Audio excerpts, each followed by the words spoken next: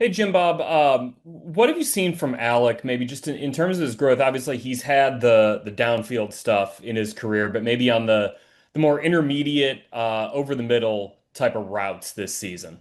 Yeah, he's done a nice job of kind of improving his ability to run all the routes over the last several years. He's worked really, really hard at it.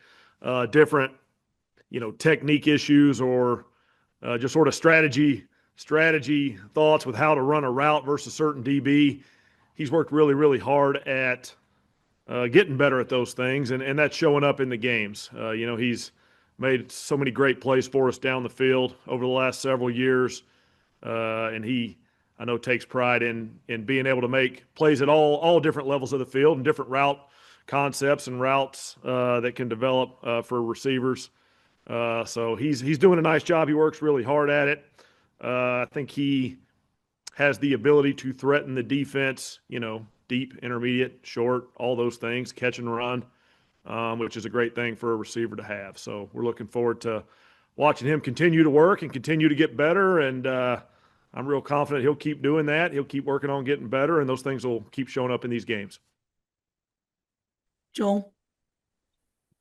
Jim Bob, when you guys looked at the last two games from a protection standpoint, what stood out? Kind of stark, obviously, looking at the sack numbers from the first eight games and the last two.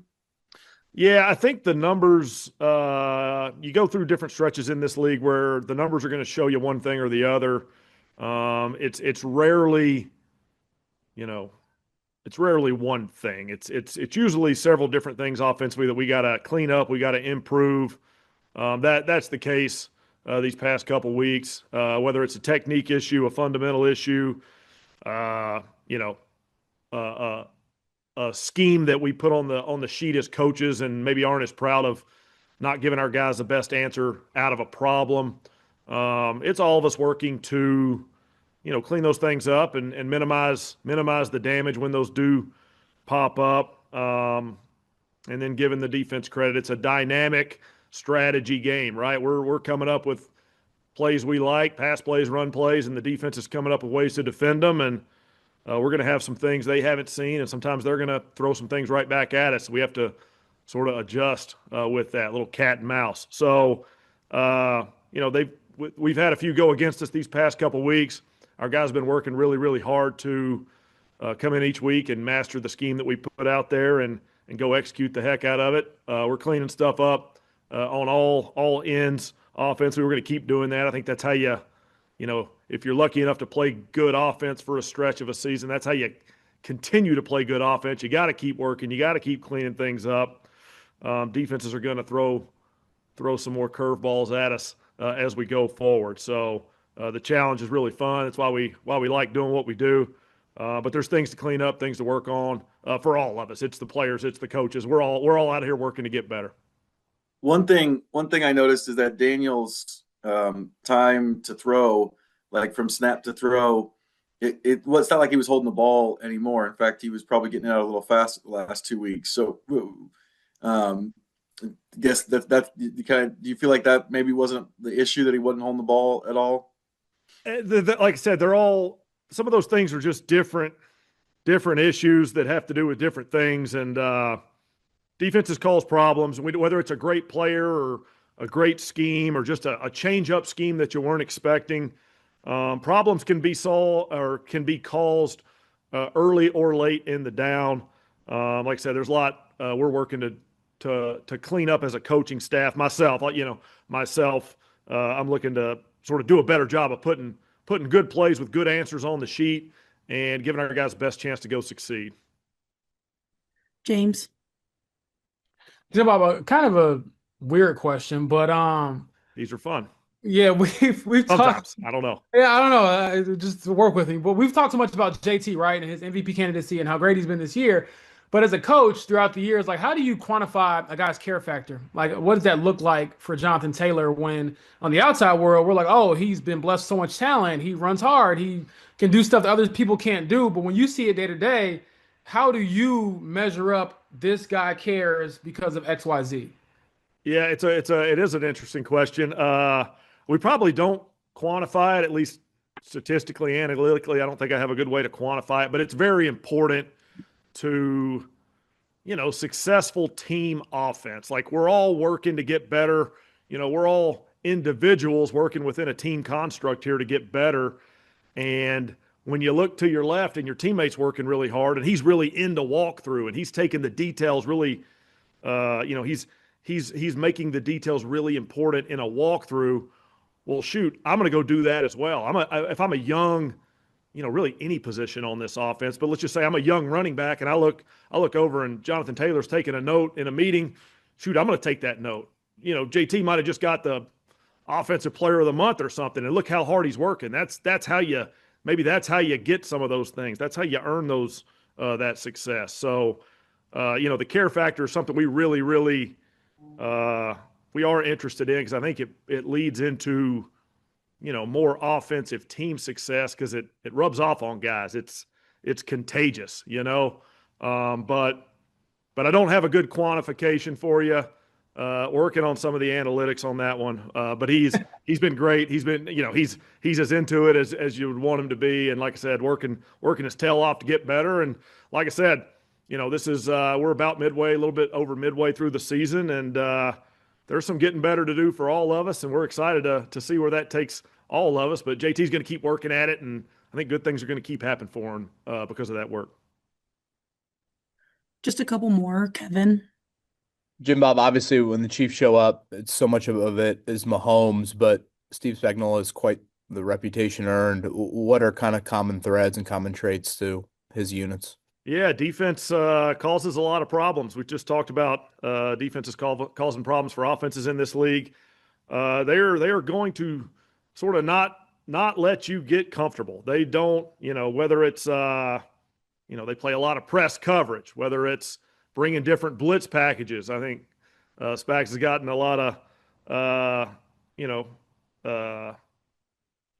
has been well regarded as a blitz architect over the years for good reason, right? He's got different guys coming from different sides and sort of keeping them unexpected as much as he can. I'm sure they do a great job. They have for a long time.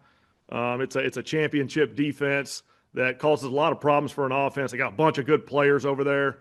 A bunch of good players that have won a bunch of big games and played a bunch of good football over the years. So it's a really good challenge for us as we sit here on a Tuesday, staring at that film, staring at some of those schemes, trying to figure out what we might can draw up that might work.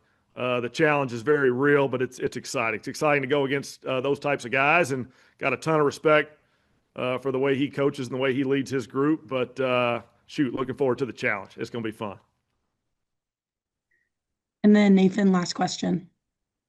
Hey, Jim Bob.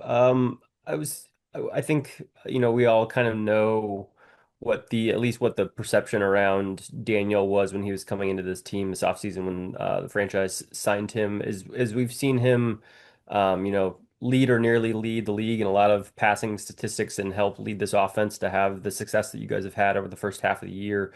Do you have a sense of maybe what you guys have been able to do in crafting an offense around him that has put him in positions to succeed where, maybe in ways that he, either he himself or the offense that was around him in New York just wasn't quite able to do?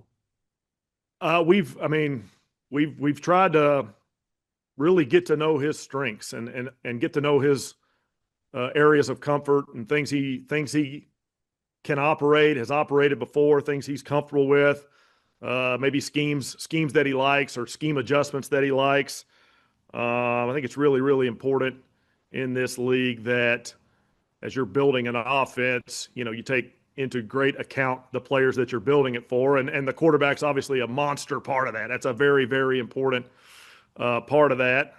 So as we've gotten to work with Daniel, whether it's in the offseason and training camp, and then especially sort of early in the season as the season got going, I think we got a better and better feel for him, some of his strengths, some ways we could take the offense that would really accentuate his strengths, and ultimately give him the best chance to succeed. We've had a lot of conversations with him. We'll keep having those where it might just be a slight change to a route, or it might be a slight change to a way we're reading a play, or any of those things. A million little details of these plays where we're trying to make this thing as optimal as we can for him to go play good football. And he's doing such a great job of working each week and preparing for his opponents and preparing, going through that process with us, being open to discuss those things, which is really valuable, right? The quarterback telling you what he does and doesn't like can sure help us put the right plays on the sheet sometimes, because